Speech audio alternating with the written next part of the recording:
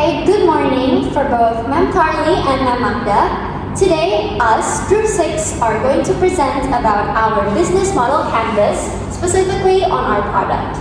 But before that, we are going to introduce ourselves first. My name is Madeline Cristabel Alexandra.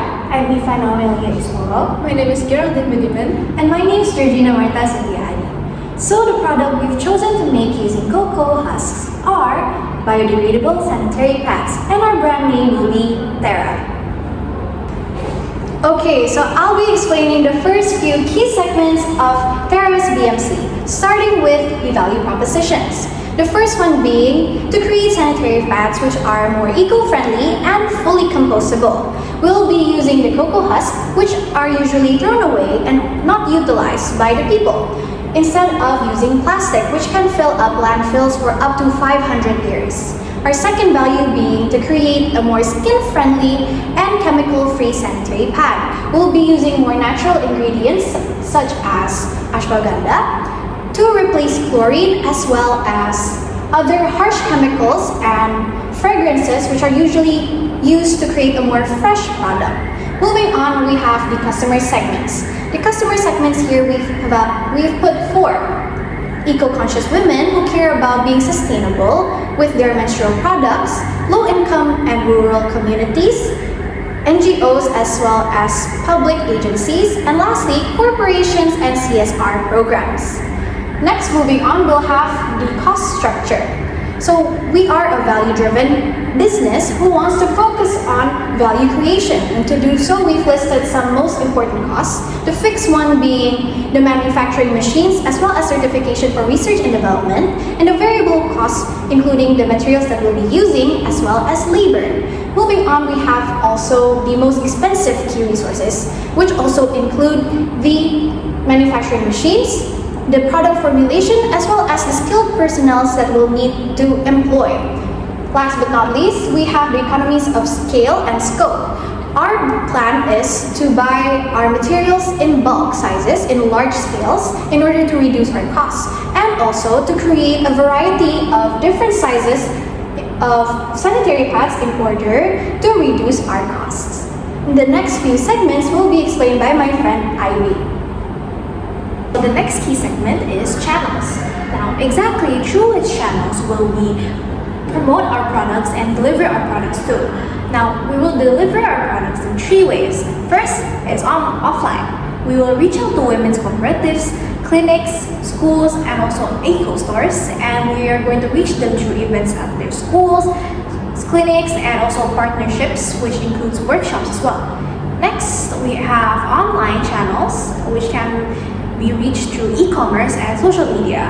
And how do we reach those online platforms? We can use Instagram or TikTok campaigns, website, and also the promotion of our content. And the last channel are institutions. We're going to reach NGOs, government programs, Women's Institute, and more. And how do we reach them? We will throw partnerships and also social events. Okay, so the next key segment is key resources. Now, there are 4 main key resources. The first one is physical resources, which include raw materials such as cocoa pod husks from cocoa farms in Chimanok. The next is production and processing centers, and we also have an R&D lab and also inventory. Okay. Now, the second type of resource are intellectual resources, which include our product formulation, our branding and logo, our customer data from online platforms, and educational videos and online campaigns.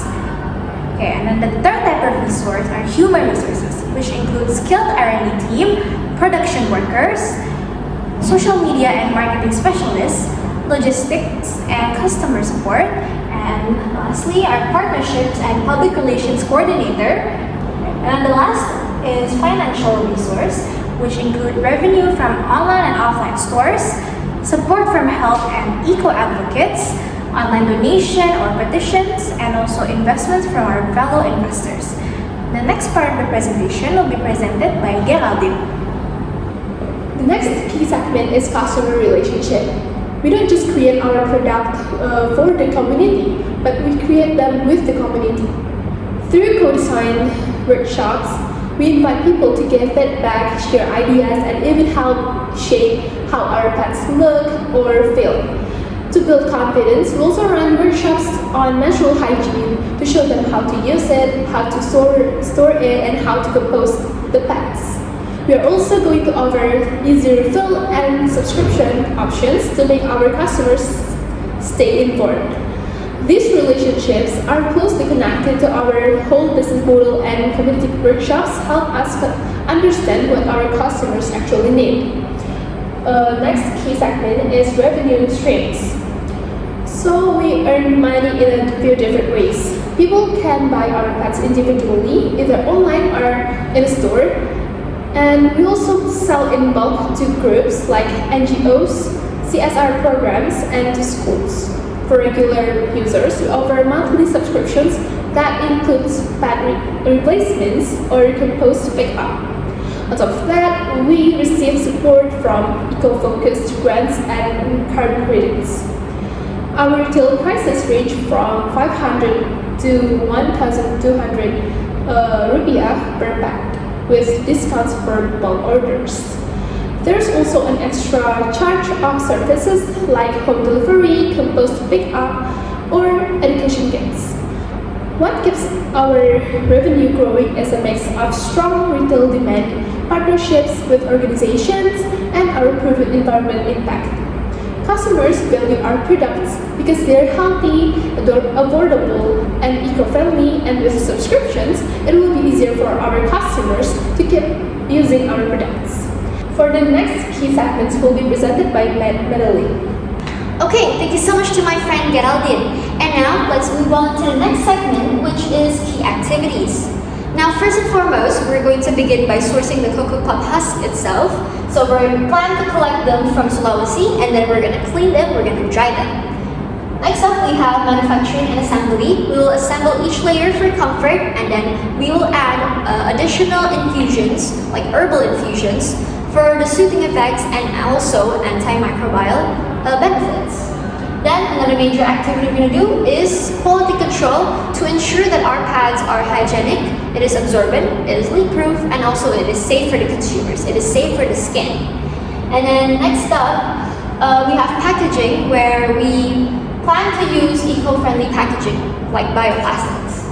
And then we will distribute them. For the distribution itself, we will focus the shipping to supermarkets, to school, and to health institutions. And then lastly, we have marketing, where we will open community workshops. We will have awareness campaigns, digital campaigns as well, like social media campaigns. So we can reach the rural areas where menstrual education are actually very limited. Next, we're going to move on to the key partners. Now, of course, the most essential partner, we have cocoa farmers for consistent cocoa supply. And then we have universities and research institutions. Now, both of these are very important because academic validation actually can boost our credibility. So a lot of people will believe, a lot of the public will believe that our product is credible. Then next, we have health foundations, where we will connect and partner up with health and menstrual educations.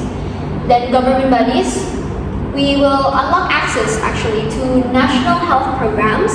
And then of course, another one like the health foundations, there's actually another institution that we can unlock for the distribution. And lastly, of course, certification agencies. Now these are very important to actually boost our credibility as well. So actually the public will believe its safety and its hygiene. And then agencies like BPOM or LPPOM, MUI or SGS for its ISO certificates are very important. So those are the agencies we're going to focus on. Okay, so this sums up our presentation on Terrace Business Model Campus. Thank you for your time, and thank you for listening.